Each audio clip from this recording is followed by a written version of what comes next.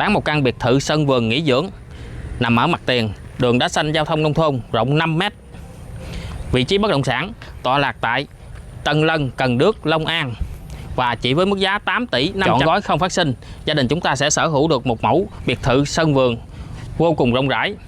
Bán kính 3 km sẽ có đầy đủ các tiện ích xã hội. Được rồi, như đó đi. Action. Và bây giờ mời mọi người xem nhà.